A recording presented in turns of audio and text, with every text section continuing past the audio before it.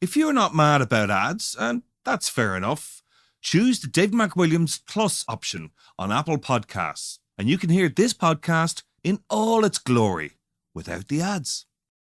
To understand the economy, you have to understand human nature. This podcast is powered by Acast.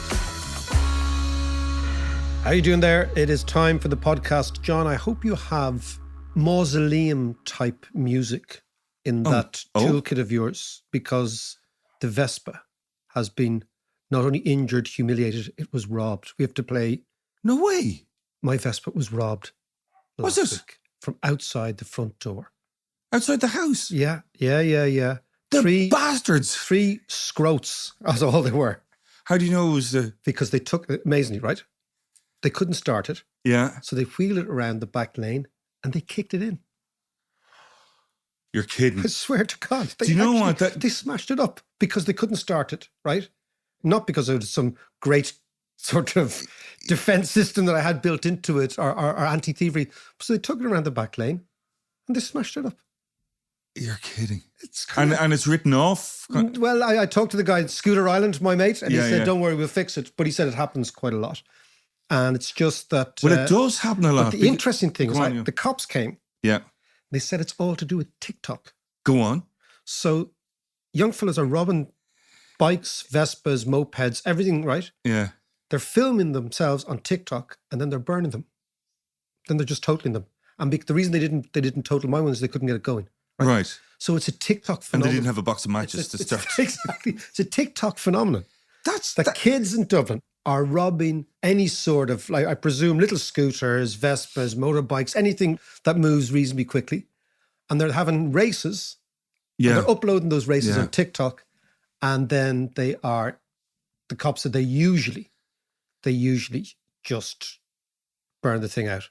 Well, see, it's not a new thing, because, over the years I've had, 3 or 4 different Vespas. Yours was a lovely 125. Mine were always 50cc ones. Yeah. But if... You wouldn't let John out with anything. I wasn't allowed. Anything faster than that. I didn't have the license for that. But anytime you drive into town and you'd leave it in town, you have a few gargles and you leave it in town, come back the next day. Gone.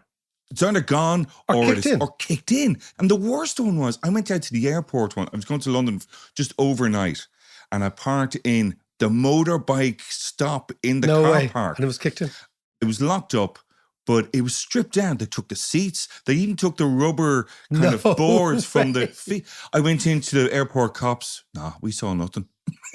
Well, at least the cops in Dunleary said, look, we're going to try, but they just said, look, it's a thing, It's a thing. They're such a target. So this is a shout out. If you, little scroat, are listening to this podcast, you robbed my Vespa, come and have a go if you think you're hard enough. Next time, I was saying, would it be great if I had actually run out the door and stopped them? And the cops said, no, that wouldn't have been good. He said, much as we think, David, that you can look after yourself, you against 3 young fellas. Nobody's just you're breaking their arse laughing at you. They're just laughing. Who's this old lad coming out saying, get off my land, get off my Vespa. Anyway, so that's such a pain in the arse, that. Yeah, but we'll get it fixed. We will ride again, Johnny boy. We will ride again. Yeah. But I was really looking forward, if it's the summer, it's Vespa time, it's sunny. Your leather jacket all polished up, ready to go. Exactly. Anyway, let us begin. We're going to talk about the census, John, but not just the Irish census, but the census as a thing. Yeah. And then we're going to percolate down into what the Irish census told us about this country. Yeah, okay? Fascinating stuff. There's loads of info in that. But before we start, I just want to come back to last week's podcast. All right. Because we were talking last week about the Mary Kay and the debt ceiling and all the rest. And they were teetering on the edge, as they have done several times before. Yeah. And they got a deal done. Well, there's two things we were talking about last week about America. One was this idea. Remember, we were talking about the idea that the American economy refuses to lie down. Yes. Right? Yes. And despite the Fed, and this is a fascinating dilemma for the Federal Reserve, which is the following. The Federal Reserve has increased interest rates to 5, says it's going to go to 5.5, maybe 6, right? To crush the economy, to wring out inflation. And the assumption was the economy would roll over and accept higher real interest rates, pushing down investment, pushing down spending, and pushing up unemployment. Not happening. The economy is like I'm not having this, right? So we were saying that this is the intriguing thing. On last week, the non-farm payroll figures, which is a figure that comes out every month, which shows the amount of jobs created in the United States in the non-farming sector. Right. So it covers services and it covers manufacturing, okay, Yeah. and the public sector, right? And it's looked at by all financial market players as indicating where interest rates are likely to go. So what you do is all the economists in the financial markets, of which I was one years ago, throw in their estimations of what they think will be the increase or decrease in employment. It's like a lottery. Is it it's like the lotto, exactly, right? Next month, right? Yeah. Then they aggregate them down. And in the aggregate, last month, economists believed all across the private sector, public sector, banking, blah, blah, blah, that the American economy would create 195,000 jobs. Okay? Right. So that's the baseline figure. The American economy, of course, comes in and creates 339,000 jobs. Right. As if it's going to give them the two fingers to everyone. So Yeah. Don't count me out. Yeah. I am still here. Now, what that does, then that profoundly changes expectations of where interest rates are going to go. Right? So it's a bit like we were talking last week about the... So they go higher. They will go higher. Right, Exactly. okay, Because the economy refuses to back down. Right. So consequently, the expectation now is that the Fed will have to do even more. Right? And then, of course, that feeds into the policy conniptions that are going on in the United States. And when I say policy conniptions, the big problem with the United States, and there are many, and we're going to talk about them, but the major dilemma is that policy is now absolutely ideological. So in the past, American macroeconomic policy, that's fiscal policy, monetary policy, everything, would have been some sort of consensus around what they used to call the Washington consensus, which is, okay, where should the society be going? Are we looking to create this sort of society, that sort of society? And policy, by and large, was kind of bipartisan, the big numbers, right? Now that's all shattered. So policy is unbelievably partisan. So fiscal policy, whether we should spend, save, tax or not, has now just become 100% ideological. And the problem for that is that it means America has no direction. So the direction is only ideology, right? So the right wing have become even more right wing. Yeah. And the center left, as a result of Bernie's success in the last election, and Bernie's have become more left wing. Yeah. Right? Yeah. So that space in the middle, which Joe Biden inhabits and has inhabited extremely well, it just vacillates between these two. That's the first thing. The second thing... And by the way, that's just going to get worse in the run-up to the 2024 election and beyond. And then you have, okay, what about industrial policy in America? You know, what about where the society's going? That is now all framed with respect to a battle with China. Yeah. Right? Yeah. So you have domestic policy is ideological, right? Industrial policy, which should by and large, again, be framed with the needs of the United States, is now being framed by a putative frozen Cold War with China. And this implies that America's policy is all over the shop, right? And all the while, the economy is saying, we're not having it. Yeah, yeah. So for the first time in a long time, it seems that the political, economic, administrative establishment have a very, very lackadaisical grasp of what's going on because they're pulling from all different directions. Yeah. And this, I think, is a problem for the Americans. We're going to talk about... What happens though? Like, how do you get out of this and what do you want to get out of it? Fascinating things. Like if it was Britain, like Brexit, it's also huge contradictions. Right? It wouldn't matter because Britain doesn't matter in the world. Right? Do you know what I mean? It doesn't matter, right? Or not as much. Nobody's looking over the shoulder thinking, what's Britain doing at the top table, right? Yeah. But they're definitely looking over the shoulder thinking, what's America doing? Yes, of course. Because as we said the last time, the Americans, I come back to this idea, they have this, what we call this exorbitant privilege, which is they print the world's global currency. Yeah. Right? For now. Print the world's global currency. Yeah, I think for quite some time. Okay. Right? Until there are hundreds of thousands of people banging down the door to get into China, to immigrate into China. China will never become a global leader.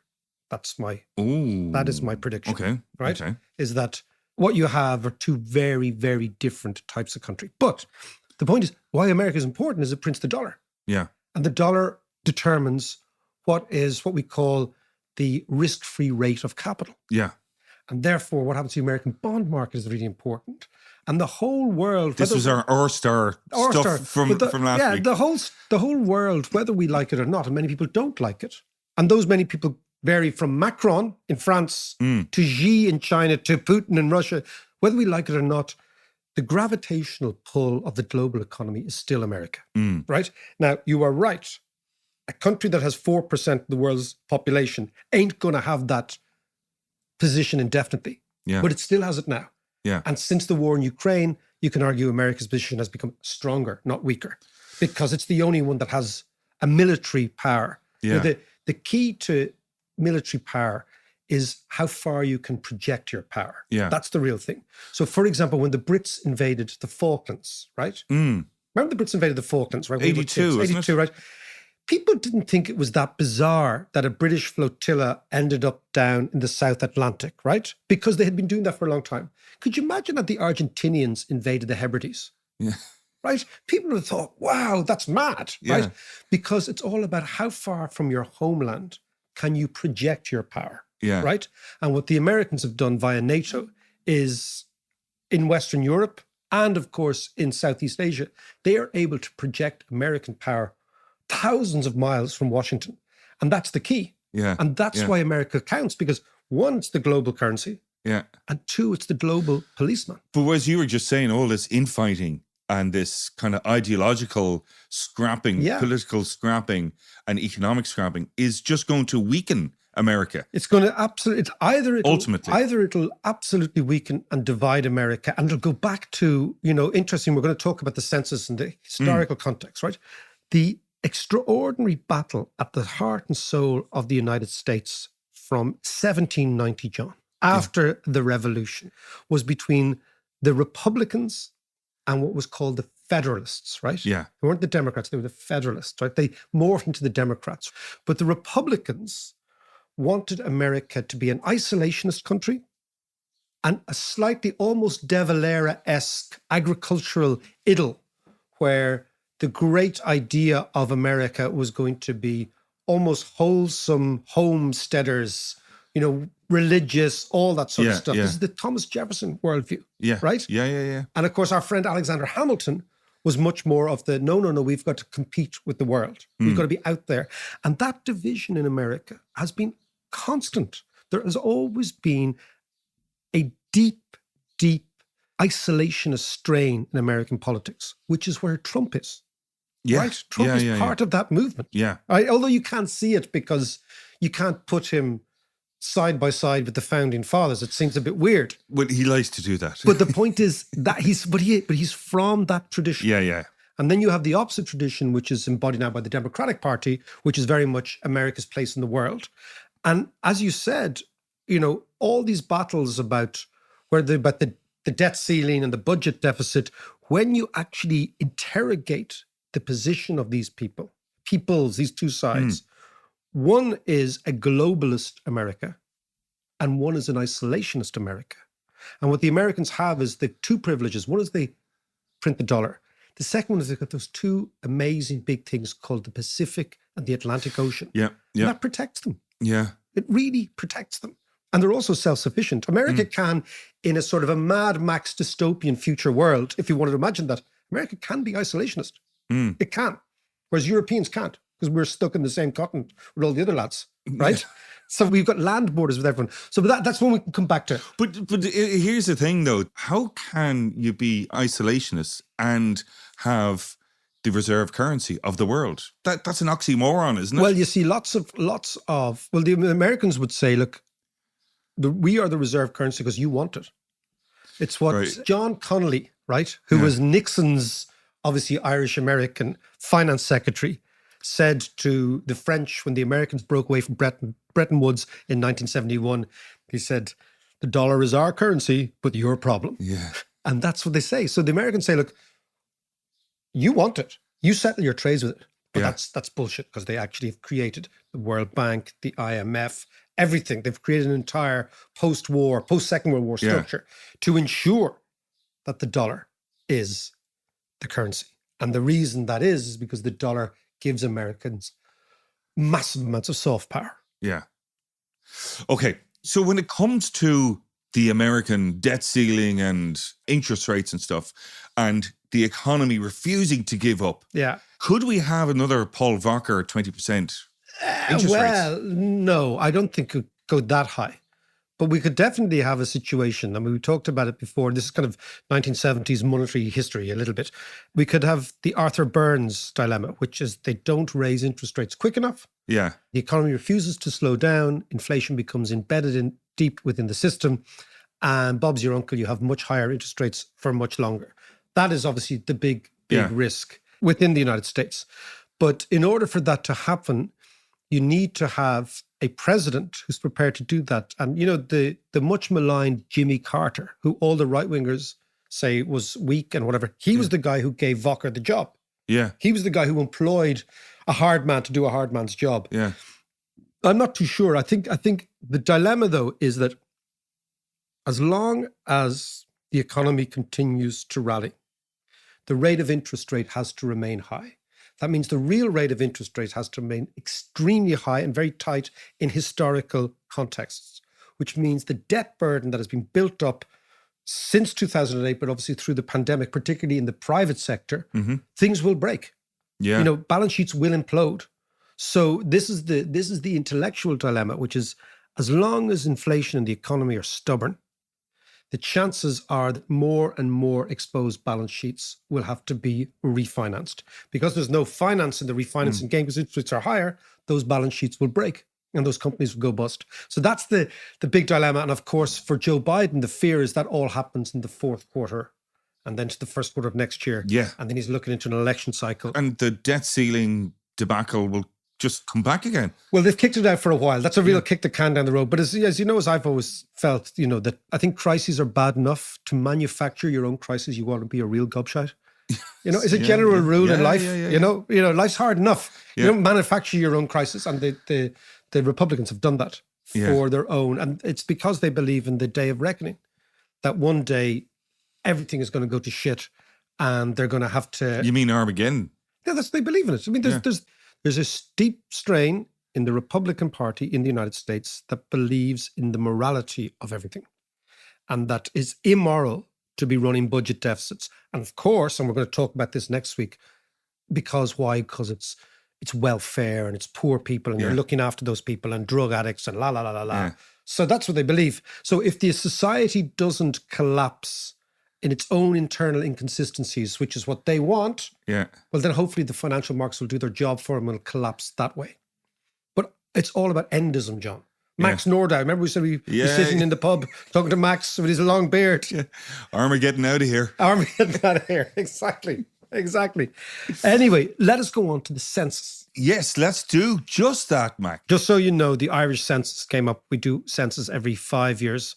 Many countries will do them every 10 years. We do them every 5 years because the country's changing so quickly. Yeah. Well, let's talk about that after a bit of this.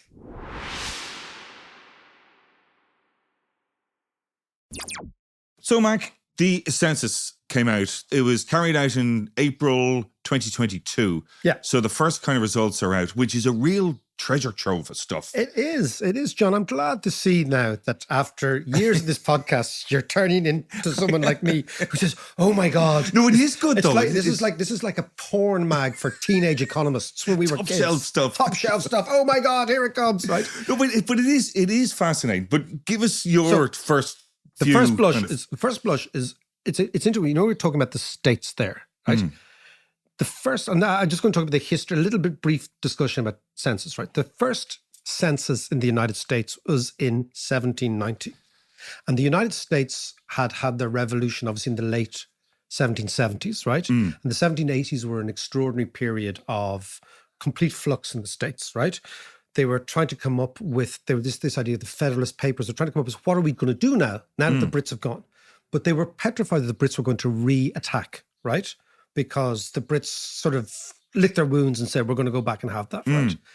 They had hyperinflation. Too much of a big prize, actually. It was too much of a big prize. And the Brits were realizing, hold on a second, if we have a second go at these guys, we'll hammer them, right? Yeah. So they were really afraid about that. They were also afraid their mates, the French, would start to encroach on them. Their French revolutionary mates who would start to encroach on them from around Canada, right? They had hyperinflation and at the core of the patriot movement, which is always the case, revolutions are great for getting people together. But once the revolution's won, all the actual differences amongst the gang tend to emerge. And the Republicans and Democrats and all this sort of stuff. Also, they had a huge amount of debt that they couldn't pay. So the economy was a complete basket case. And what Washington was hoping was that the census would prove at least they've got a big, strong, muscular population. And that at least would suggest to them and their enemies that America was a strong country. And they did the census in 1790 and there was only 3.9 million of them. And Washington was like, oh shit, there's not that many of us. So he goes back to Jefferson. He says, count them again.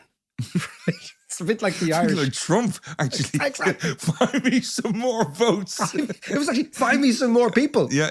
And Jefferson came back and miraculously said, oh, we've got a population of 4 million, which is a nice round figure. Yeah. But the fascinating thing for Irish people is our population in 1790 was also 4 million. So the population of this island was the same as the population of the United States. Yeah. Now I'm talking the white population of the United States. Not the Of black course, slaves, yeah. the Native Americans, the white population. But think about it, right? There's now 330 million Americans. There's only 5.1 million of us now.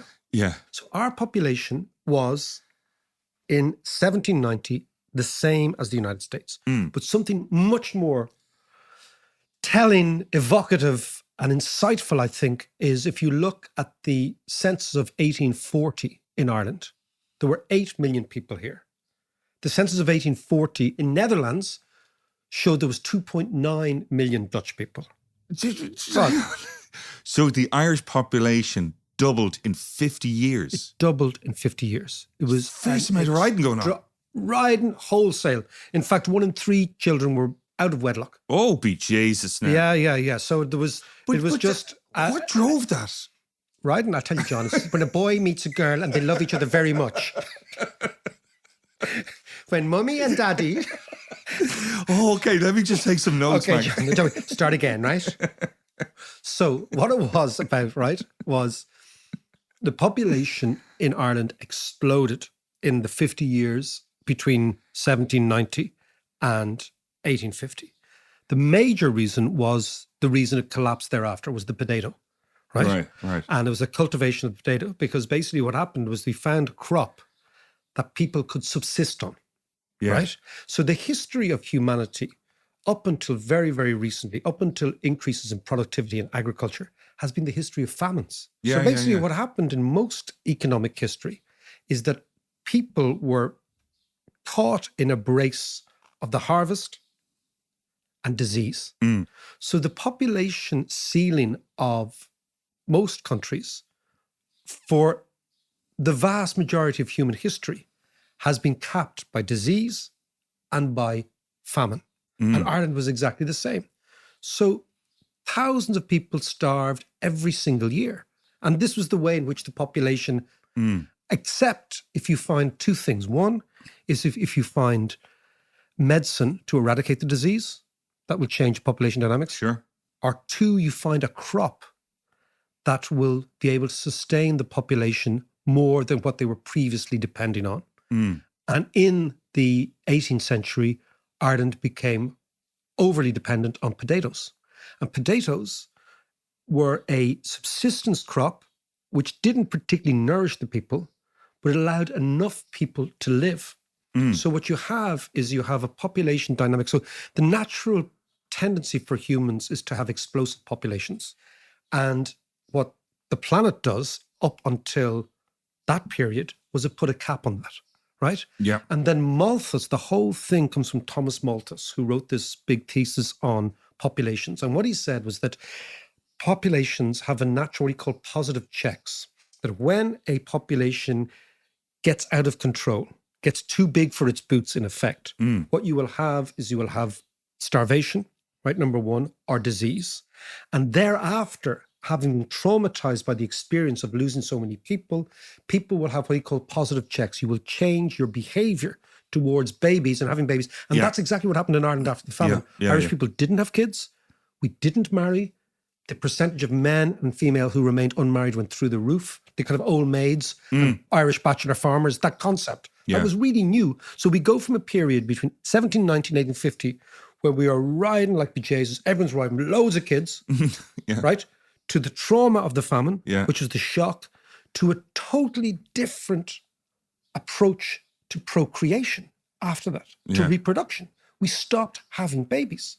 And this is an amazing, amazing statistic because no other country in Western Europe has had a similar population dynamic. So I'll give you the figure that really underscores this. In 1840, and this is why censuses are so interesting. Yeah. Because they actually reflect something much bigger than economics. They reflect us. In 1840, there were 2.9 million people in Holland, in the Netherlands, right? There were 8 million people in Ireland. Today, there are 17.1 million people in Holland. If that Irish population had gone on the same trajectory as the Dutch population, there would be 49.1 million people on this island today.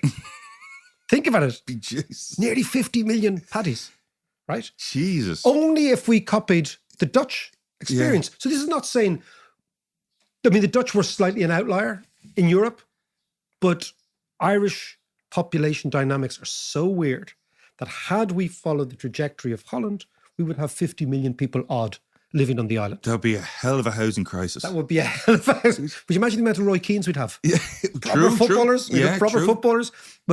But of course, that is the key. So this idea, that even to update it to now, that Ireland is full. Yeah. Ireland is unbelievably empty. Ireland is a completely empty island when it comes to population. So now the population is at 5.1 million for the first time since the 19th century.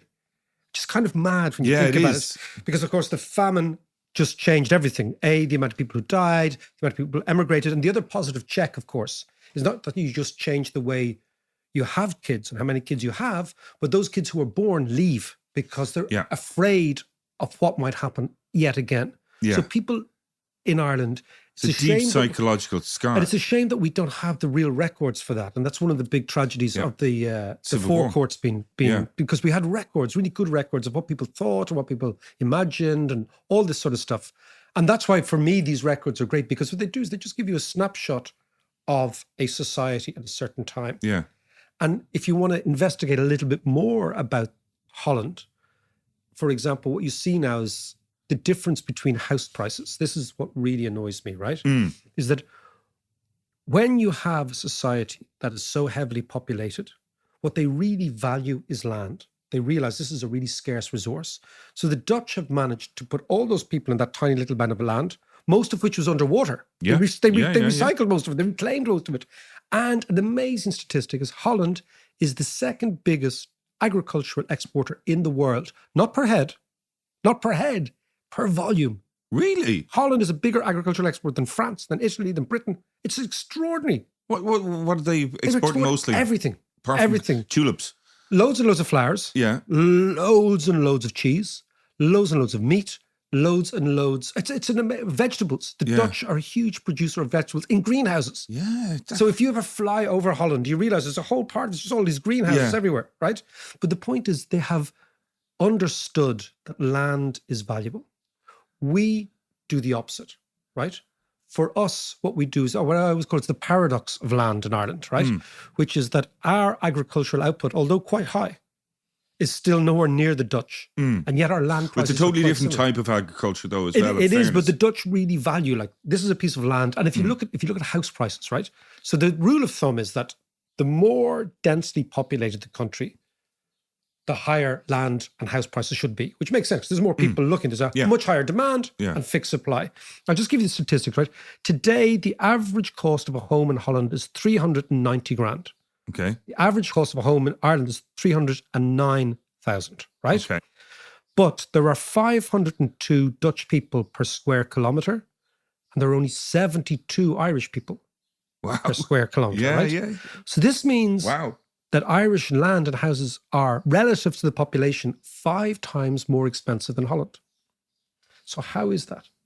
It is because it's a scam, right? It's foisted. Go on. Irish land prices are kept artificially high. Because if the market was allowed to do its thing, land prices would collapse because there's no inherent demand like there is in Holland. So of course, it's a combination of zoning, planning. It's a combination of the tax system.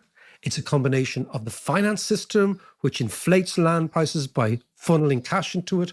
But the upshot is, and this is where we go to the census is very revealing now about the amount of people who are renting in Ireland, right? Because things are so expensive. So basically it is, as I've always said, the housing crisis, the land crisis is nothing more than a policy prescribed heist from young workers to old landlords. It reminds all the time, right? It's like when you look at any policy that doesn't make sense based on the fundamental economics, then you think, aha, what's going on here? And what's actually going on here is one section of the population, now typically the old, are actually bullshitting the young through the mechanism of house prices. And if you look at what's going on here, right? Obviously, the population is increasing quite dramatically. Immigration is increasing much quicker than in most other countries, right? So if you actually take right now, since 2016, the population of Ireland increased by more or less 390,000. 170 odd thousand come from local Irish people having more babies, right? Called the natural increase. And then the other, about 220,000 is immigration. Now that, of course, puts pressure on the housing system. And what you see where it's really, really felt is the amount of people renting here, which has changed dramatically. Again, according to the last census, there's been a 37% increase over the past 6 years in rent across the board, right? And more families are renting at every price point, right?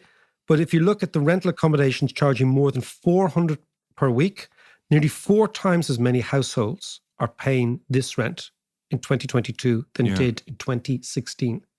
So that's phenomenal. That's incredible. Right? Yeah, that it is is phenomenal, incredible. right? And what should be happening is you should look at the census and you say, okay, how many old people are there? How many young people are there? In Europe, on average, there are 3 workers to every 1 old person. In Ireland, there are 5 workers to every old person. Right. So our population is a kind of a sweet spot. The implication should be that young Irish workers get a demographic dividend. They should be paying less taxes. They should have more take-home pay. They should have more after-cost income because there's more of them supporting older people. But that's not the case. All those gains that should be accruing to young people because they're supporting less old people are being taken away from them in rent. Yeah. Do you see what I mean? Yeah, absolutely. So at every stage, younger people in Ireland are being shafted by structural problems within the system. And of course, then you ask, well, why do people become more conservative as they get older? It's because you increasingly have a stake. You have a home, you have this, you that, want a to job, hang on and to you it, want to hang on. Yeah. But what that's doing, and you can see it in the census, you can see it in these figures, it's driving this wedge But- between the young and the old at every stage, which is why the young are going to want to vote radical. Yeah. But see, for me, the crucial thing about the census is that it points the way. Really, it's a big signpost of what needs to be done and where to spend that extra 16 billion windfall that we got that everyone's been talking about. It's not a windfall. I keep saying it's not a windfall. Sorry. It's the structural way in which the economy has evolved. Yeah. You're absolutely right. What the census is saying to us is you have a serious transport problem. Yeah. Far too and many housing people, problem and the housing energy problem. is a transport problem. It's about getting from A to B quickly. Yeah. If we had a proper transport system, right, which can only be built by investment, you can't magic it up. This is a tiny country. As I've said before, had we got a TGV style, French style TGV train system, the journey between Dublin and Cork would be under 40 minutes, right? Think about it, right? Yeah. The journey between Belfast and Cork, you've got to think of long term, this cathedral thinking, how are we going to figure out what's going to happen in the country in 50 years' time? Would be under an hour. So that's where you have to go. And then you have a small country, you put in a good transport system, you don't have a housing problem because people can live miles away from each other. And also, as we see from the census, look, 1/3 of people are working from home now. Yeah. This is a big, big change, right? 4 out of 5 people work from home for some part of the week. So we can build in all sorts of areas as long as we have a transport system. So what you're saying is absolutely right. What the census is saying is build a high-speed rail network. Do not balk at the price. Do not balk at the fact that we could build too much capacity. Because remember I said, it's when you're in a country that's growing, right? It's like having a teenager with shoes, a boy, 14-year-old boy who had size 6 shoes, last month, had size 8, over-engineer the country and use all this money now. Stock the fridge. Yes, stock the fridge, John. This is like, exactly. This is the great thing. I'm talking about over-engineering. John's thinking, okay, if we go in the lash right now. It's about lunchtime now, isn't it? It's about lunchtime now. If we don't stock the fridge, we'll be out of gargle for the night. So it's the John Davis approach to essentials. Stock the fucking fridge. Talk to you later.